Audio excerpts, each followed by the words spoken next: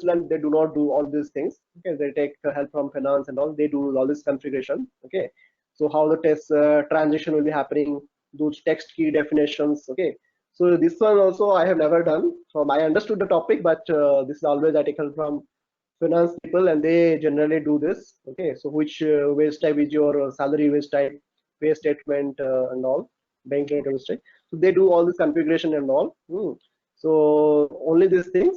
And if you're enabling this print, there is another feature called US specific to US. That is your net payment deduction transfer. Okay, so if I go inside this, this is again an optional one. So this will be taking you to the schema. So that I will be discussing day after tomorrow. Okay, so how these are connected, which sub schema to be used for. So there is a sub schema for here. You can see read external bank transfer. There is a line item here. Okay, so for any kind of bank transfer, if it is enabled, then you have to run in the inside the schema. This line item will be taking care of it. Okay, suppose if you have not activated it, you have to just make it a star. Star means it will be deactivated. Then that particular line item of the schema which will not be read by that particular schema whenever you're running the payroll. Okay, so this is the way.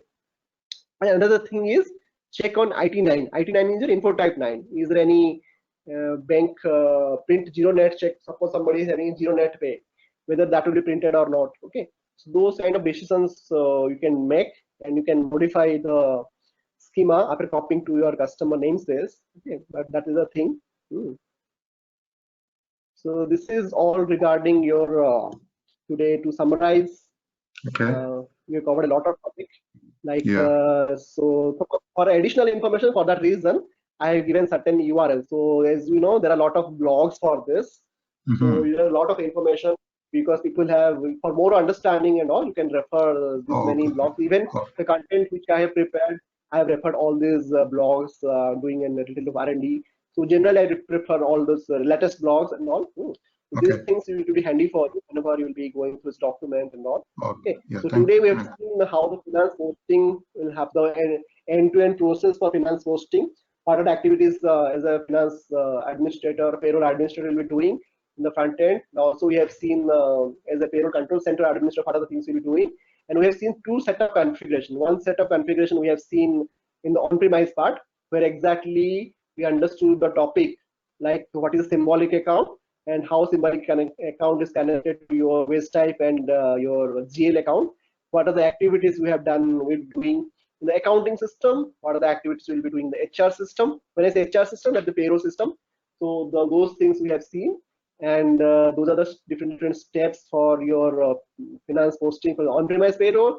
And there are set of activities we do in the, suppose if it is a distributed system, suppose your S/4HANA finance system is a different system and it is outside your EC payroll, then how those cross communication will happen via your ALE. So ALE is again, it's a application link enabling configuration.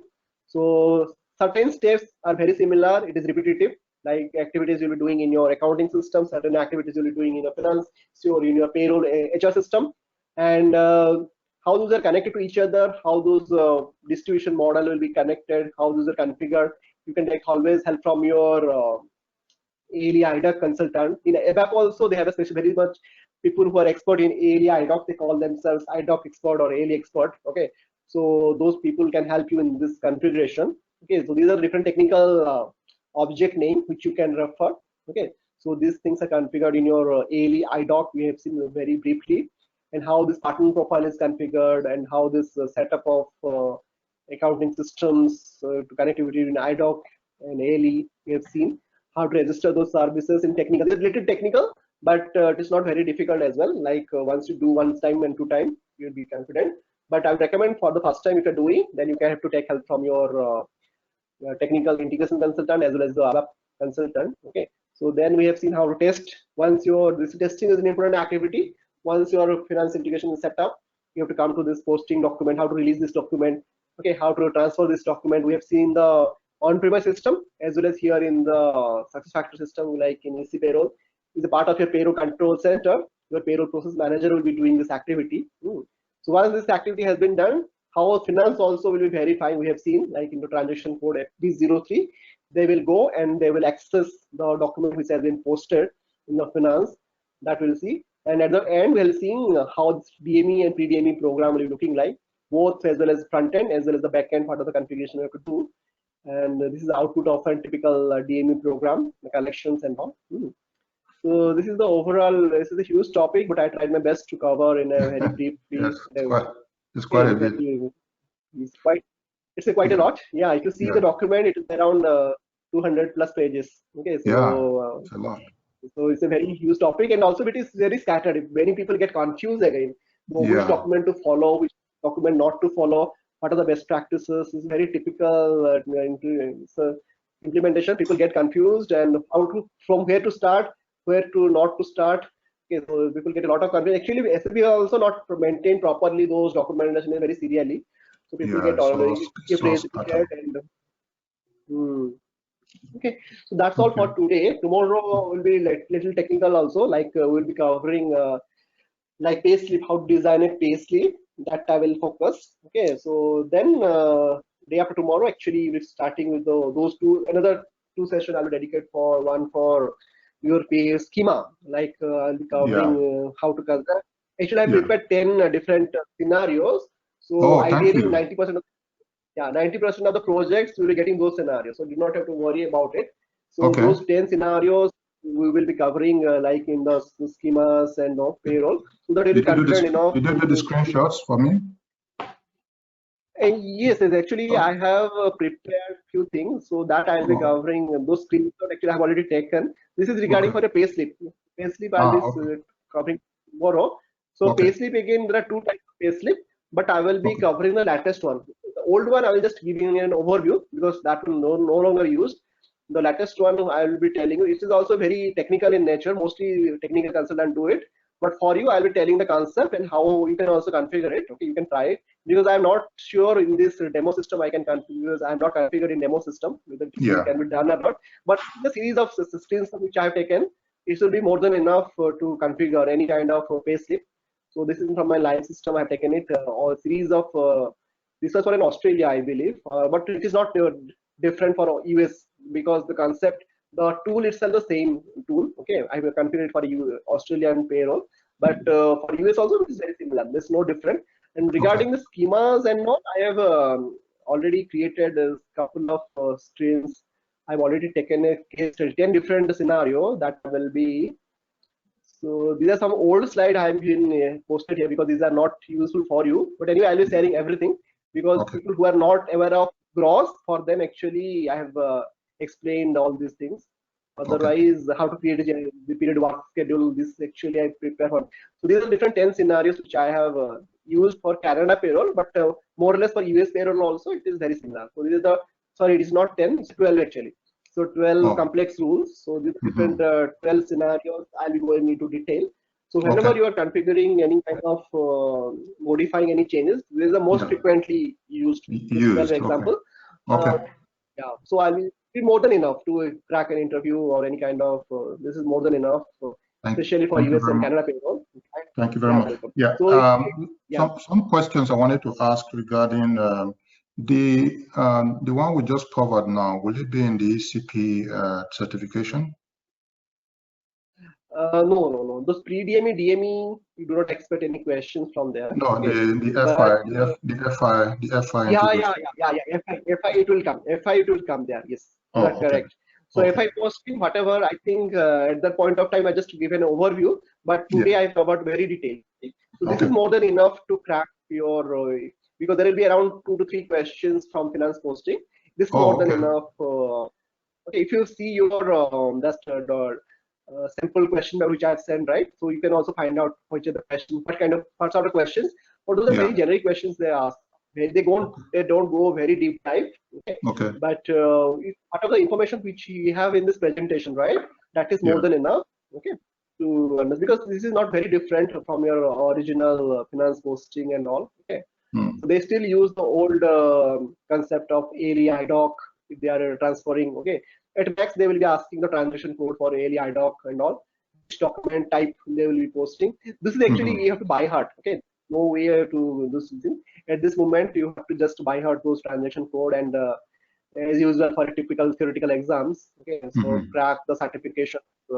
Those are more than enough. Okay, but you have to understand this topic. Once you get into a project, then this will be more helpful. Yeah, you'll be having actual experience in this. Okay, that is more than enough. Anyway, you will be in touch. Like another 2 sessions I'll be taking will be will be finished. Then if anything additional, then I'll be required. I will take another session for doubt clear. And okay, so we'll be having in the next 3 sessions. We'll be finishing all this topic. But you can always reach out to me. There's nothing like that. Once it's done, you are done. You are yeah, I was going through some things and just trying to get a hang of how the exams are set and what is in the minds of the people testing. I mean, setting the exams, and I came across certain questions that kind of were very. It showed me how they are thinking. They don't go to the main topics. They go to some of the fringe topics. For instance, they were asking. They're asking what is RODS and PCC. When I read about RODS, it's so technical. I don't even know the meaning of RODS. And so I started reading, and then the next section I saw was what is the list of admin used for error management? I'm like, error management, oh my god. Okay. Yeah, so RDS is nothing but actually the rapid deployment solution. So SAP has pre-configured something directly we use in ECP. Okay, so actually those kind of crazy questions sometimes they ask. Yeah, I understand, because it is there in their if you go to the learning hub factor, they ask certain questions. Okay, because those people who set up those questions, those are also people like you or me, those people. Okay? So they whatever they are not getting any question, they ask this kind of crazy questions. Okay, but study because the steps to create a new KPI. I studied there are KPIs. I didn't study how to create KPIs. Yeah. So they will be asking like, which is the step number 2 of the KPI? Step number 3, exactly. Sequence. Yeah, those kind of questions also. I find those are actually somebody has to by heart. Unless and until by heart, you can't remember the system altogether. Yeah. Anyway, that is actually difference between actual experience and your even if you work on the system, still you have to remember. Even I forget those topics sometimes. Even from a certification point of view, you have to by heart those things actually. Wow. It is a memory also, how you memorized those things. Yeah, the other thing I wanted to know, because I can't remember we covered it, maybe you just mentioned, it was what is the meaning of a technical user? Who is a technical user? Okay, so that we have seen, right? Whenever I was discussing the payroll control center, technical user is basically your SAP basis team will be setting up. Okay, the user which will be having access to your GUI, SAP GUI, as well as your payroll control center in the front, your backend system. Means you will be creating a technical user who will be typically, it can be a consultant or it can be a super administrator, the payroll super administrator. Okay, so you'll be creating a user for him in the ECC system. Okay, in your on-premise system, and that will be by your SAP basis team will be creating for that for you. And same user you will be aligning it to your payroll control center. Okay, so for that, whenever you are running the payroll control center, he will be able to run the payroll as well. Okay, so that is the technical user. That's the meaning of technical. So and what you can do. This is different from admin. This is different from the admin, but we have to align. Okay, so like means the same user, you have to give the permissions in the backend also. Like the same. Suppose if you are using user say SF admin, that is the admin ID in the backend system, and same user you have to use in the front end also. Like in the SuccessFactor RBP, in the role-based permission, you have to use that same user.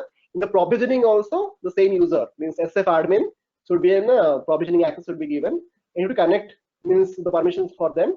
And that is the only meaning of creating a technical user. Okay.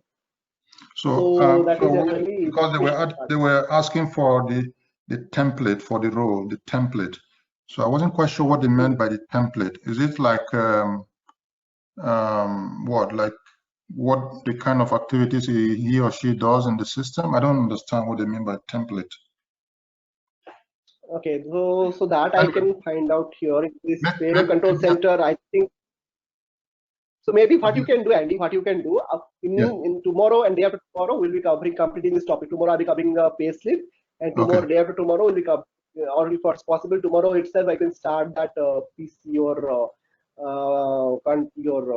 schema configuration. Maximum 2 days it will take, tomorrow and day after tomorrow, and we'll be having one session for when you require, not necessarily after 2 days. That is a result for you. Like you can note down all the doubts. Okay, whenever you're studying. We'll be having one session for session. Okay, so I just I'm running into them, so I'm making a list of all of them. So it may happen after 5 days. Okay, so in the next 2 days we'll be completing this topic.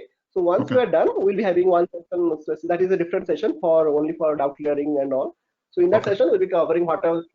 Before that, you can, if it is possible for you, you can send the list of questions in WhatsApp. Okay. Yes, I will send that. Yeah, I will do that. That will be better for me, so that I can prepare well. Okay, if it is something new for me as well, then I will go through, and we'll be in that particular session. We'll be discussing all of your doubts before you go for certification. Okay. I'll do that. Thank you so much. Yeah. Okay, welcome. Yeah. Thanks, Have a good Andy, day for your time. Yeah. Bye. Thank you. Bye. Good night. Bye. Bye. Good night. Yeah.